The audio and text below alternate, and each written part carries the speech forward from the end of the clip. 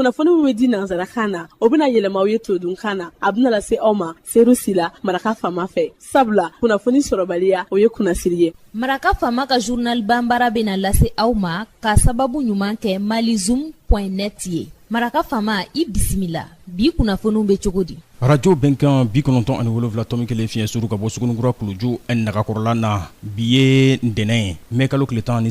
san 2019 kunnafoni labɛnna fasirijɛkulu maaw fɛ a bɛna lase a balimakɛ Seyidu Sila maraka faama fɛ Sori Gindo k'ale to suya kɔlɛ la kunnafoni bakurubaw filɛ.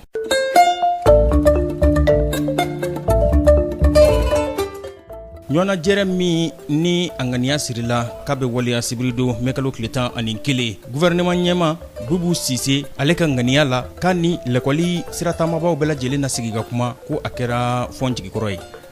Cadre de concertation des directeurs de publication ani Mali météo olu jɛra baara ɲɔgɔnya la ka kunnafoni di la faamuyali kɛnɛ k'o sigi ka ɲɛsin kunnafoni dilaw ma waati lahalaya o kibaruyaw kan n'an ko ma information météorologique a kɛra sibirido mai kalo tile 11 san 2019 u ka dugutigi bulon na maison de la presse. Kari ɲɔgɔnna o waliyara duwanzankaw fɛ yen a kɛra sababu ye ka kɔnɔguwan k'o bange maaw dusukun na kosɛbɛ donc wɛrɛ la kumabaw olu ye nin ye minnu bɛna walawala aw ye sisan daani na aw ni ce maraka faama ka journal banbara lamɛnli la.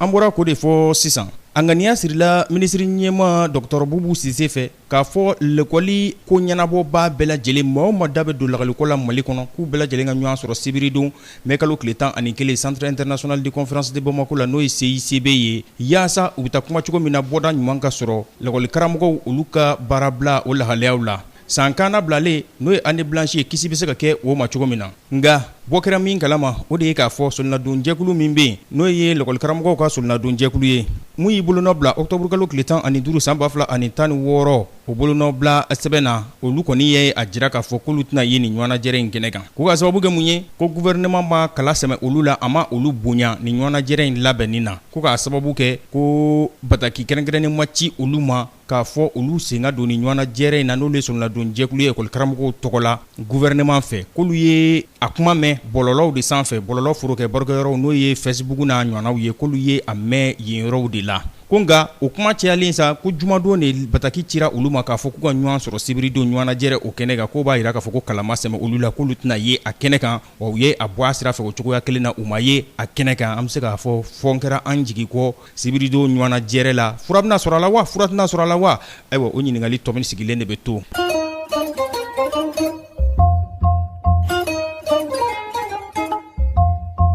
Cadre de concertation des directeurs de publication ani Mali météo ka baaraɲɔgɔnya hukumu kɔnɔna na u ye lafaamuyali ani ladɔnniyali kɛnɛ sigi donbaro ɲininaw ka ɲɛsin olu ma waati lahalaya cogoyaw kan n'o ye information météorologique ye a kɛra sibiridon mai kalo tile 11 san 2019 donbaro ɲininaw ka dugutigi bulon na maison de la presse CCDP n'o ye donbaro ɲinina ɲɛmaw ka fara ɲɔgɔn kan kuluba in ye a dɛmɛna nin baara in na ministère des transports fɛ mobilité urbaine ani badi maaw fɛ an ka jamana n'i y'a lajɛ i b'a ye k'a fɔ waati yɛlɛma gɛlɛyabaw b'a la k'a sababu kɛ waati yɛlɛma nana ni waati kalaya ye k'a fanga bonya an ka jamana kɔnɔ kosɛbɛ o bɛna ni jakungo ye o bɛna ni sanji ka walakatali ye ka tiɲɛli kɛ balakana o siratigɛ fɛ o bɛna ni cɛncɛn fuga wulili ye o bɛna ni gɔngɔnjugu nali ye o bɛna ni i ka dɔn ka fɔ kalaya yɛrɛ ye wa i ka dɔn ka fɔ fiɲɛ kalamanw olu bɛ suuru anw sigilen kan yan o bɛ kɛ sababu ye o bɛ gɛlɛya don sɔrɔbolo la o bɛ gɛlɛya don lakanda o baaraw la maaw n'u bolofɛnw olu ka taa ni ka segin o lahalayaw la yaasa ɲɛfɔli ka kɛ cogo min na faamuyali ka kɛ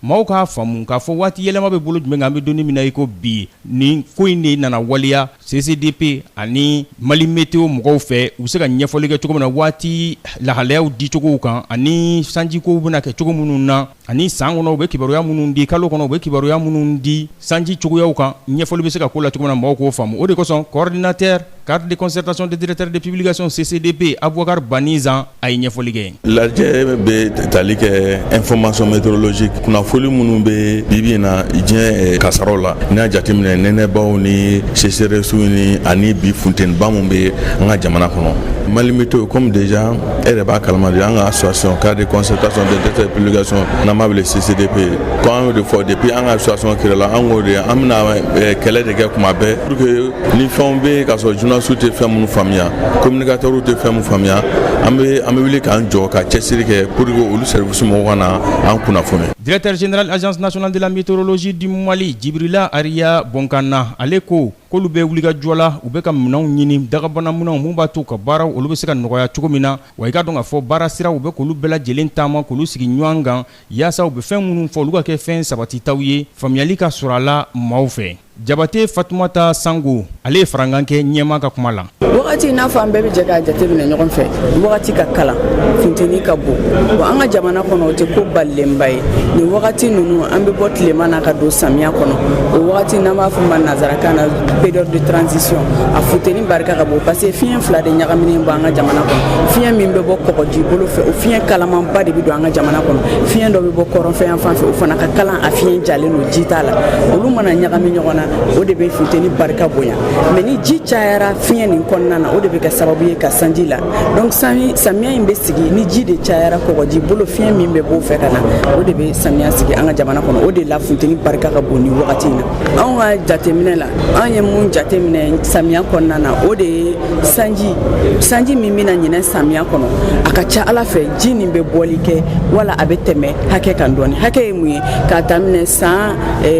1900 ani 81 ka taa bila san 2010 na ji o ji nana Mali kɔnɔ k'o fara ɲɔgɔn kan k'o tila 30 ye an b'a fɔ de ma norme climatologique donc n'i y'o hakɛ in lajɛ a ka ca ala fɛ a bɛ surunya o la wala a bɛ tɛmɛ o la an ka jateminɛw ye o de yira an na o kɔnɔna na o b'a yira k'a fɔ samiya kɔnɔ a ka ca ala fɛ ji bɛ kasara dɔw lase yɔrɔ dɔw la Mali kɔnɔ an bɛ min fɔ maliyɛnw ye u k'u janto u ka baarakɛda la u k'u janto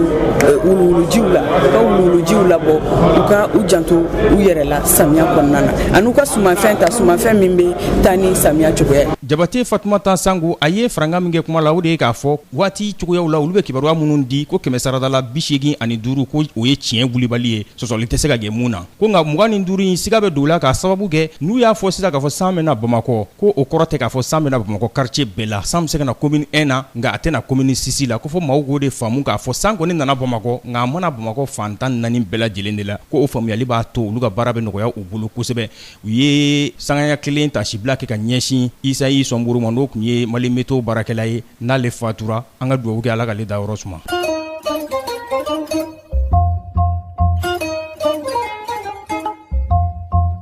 Duanzan kari ɲɔgɔnna o waliyara yen a kɛra Mondoro commune kɔnɔna na maa marifatigi bugunatigɛ dɔnbaliw olu de wulila jɔjɔlaw ka taa bin olu kan a bɛ duna jɔjɔlaw a bɛ olu kofɔ Ɲagasaju Banɛ ani Toyikana minnu taara ka taa maamagoɲafɛnw k'u bɛ taa olu san julama o jɔafiyɛ la ani Mondoro cɛ ye kilomɛtiri damadama ye an ka wolomasi Taaba gardilakaw olu kɔni ye wuli ka jɔ kɛ minnu bɛ Mondoro ka taa dɛmɛɲɔgɔnya ta ka ɲɛsin ni maakofɔlen ninnu ma u ka gɛlɛya kɔnɔna na.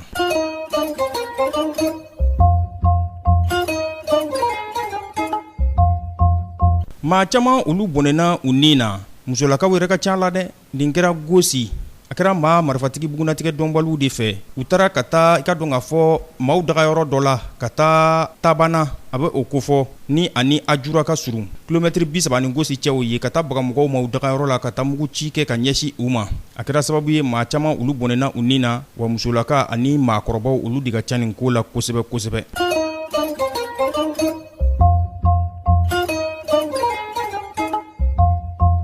Farafina bundakun ka daɲa kelen yana ka fara ɲɔgɔn na Uranda jamana waati min na ji kisɛ kelen o tɛ bɔ anw ka ji sɔrɔ yɔrɔw la maaw ka maamagoɲafɛnw u bɛ se ka sɔrɔ ji ɲuman o siratigɛ fɛ cogo min na Mali kɔnɔ Uranda jamana ale jamana ɲɛma n'o ye Paul Kagame ye a ye kalekan ta a ka jamanadenw ye dɛ a ko Uranda jamanadenw ne de y'aw ka jamana ɲɛma ye n bɛ layidu t'aw ye yanni san 2024 cɛ ne ka jamanaden a bɛɛ lajɛlen bɛ ji ɲuman sɔrɔ Uranda jamana fantan 4 bɛɛ lajɛlen na o waati kelen na i b'a ye k'a fɔ farafina bundakun ka 100 la maa 30 olu tɛ ji ɲuman sɔrɔ n'i y'o jatiden bɔ maa hakɛ la o bɛ taa maa 1,320,000 bɔɲango la 100 la maa 80 olu bɛ banajugu sɔrɔ farafina bundakun kan k'a sababu kɛ ji ɲuman sɔrɔbaliya ye o waati kelen na Paul Kagame de ye layidu ta a ka jamanadenw ye ko san 2024 an n'o cɛ yɛrɛ man jan koyi ko ale bɛna ji di a ka jamanaden bɛɛ lajɛlen ma nin bɛ dansigi bi laseliw la min labɛnna fasiri jɛkulu maaw fɛ ka lasa balimakɛ Seyidu Sila Maraka fama fɛ sori gindo k'ale to suya kɔlɛ la ni ala ma ka jɔnya jɔna sini an na ɲɔgɔn sɔrɔ kunnafoni wɛrɛ k'u lase aw ma ka foli ni tanni k'a di aw ma n'a b'a fɛ ka segin maraka fama ka journal bamara la mais a bɛ taa malizoom.net ale sanfɛ bɔlɔlɔ kunnafoni disira don www.malizoom.net maraka fama ka journal bamara ka kunnafoni jatara ka laselibaw an n'a bɛɛ lajɛlen ye ne b'aw fo ka wale ɲuman dɔn k'a fɔ a k'an bɛn sini ni ala subahana wa taala n'a jɛna n'a ye maraka fama ka bi journal bambara lasera aw ma ka sababu ɲuman kɛ malizoom.net ye